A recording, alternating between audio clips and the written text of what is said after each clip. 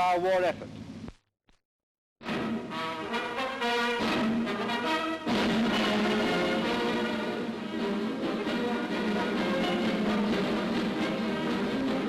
The great sustained Allied air offensive is now in progress.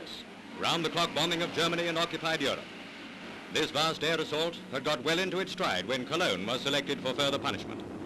Here you see Germany's third largest city as it looked after the 1,000-bomber raid of last May. Cologne Cathedral has remained unscathed despite its proximity to the railway station. The great terminal with its network of lines was not hit then, although it has been damaged more than a few times since.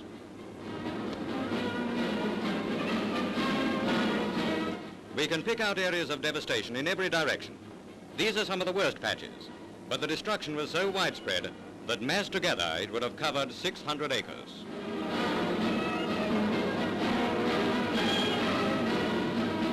As we traverse the city, we get further evidence of the havoc created by 3,000 tons of incendiaries and heavy explosives poured out in 90 minutes.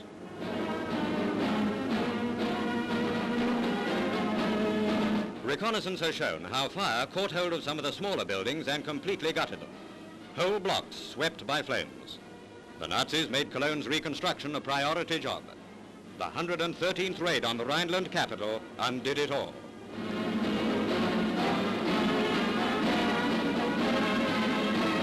Here's an area where large buildings of stone and concrete have suffered. The magnified circle shows these to be heavily damaged but not completely gutted. Now we travel over the city to pick out a factory across the Rhine. See what is left of it after a raid which did more to Cologne than the famous fire and earthquake did to San Francisco.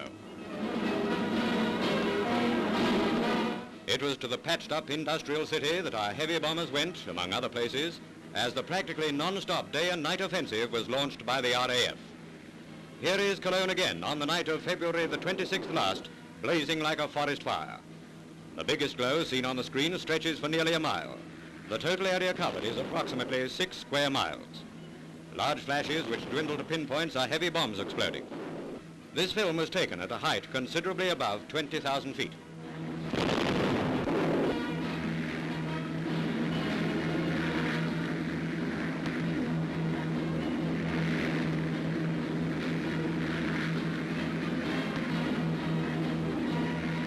The concentration of air effort in the first 48 hours of the offensive by the 4 home commands amounted to 2,000 operational sorties, during which a distance of 1.5 million miles was flown.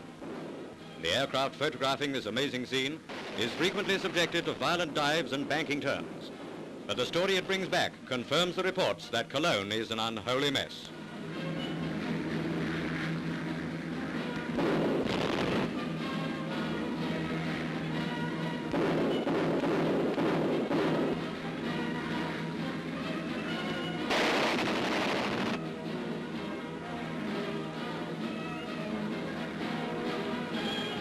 As this great offensive progressed, almost amounting to an aerial second front, Berlin received its heaviest raid of the war. PATHE Gazette had a cameraman at one of the home bases to photograph an Australian squadron which took part in the Thunderbolt raid. Here you see some of the pilots and crews who joined in the half hour of hell let loose over Berlin.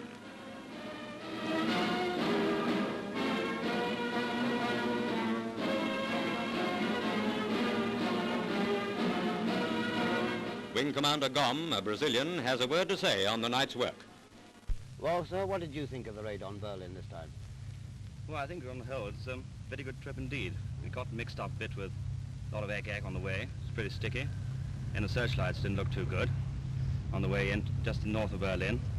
But I think all those difficulties were well worth it to give Berlin the real prang it got. And what do you think of it, Keith? Well, I think Jerry definitely had it this time. Certainly was a wizard praying, and I'm certain that it's the heaviest and most concentrated attack Berlin's had.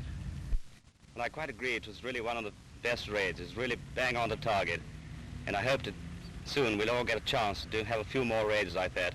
I'm sure that will help to finish the war very much sooner.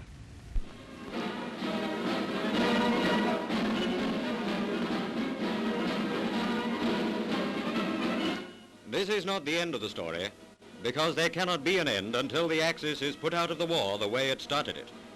The Royal Air Force is master of the situation. We look forward to the pictorial continuation of this story.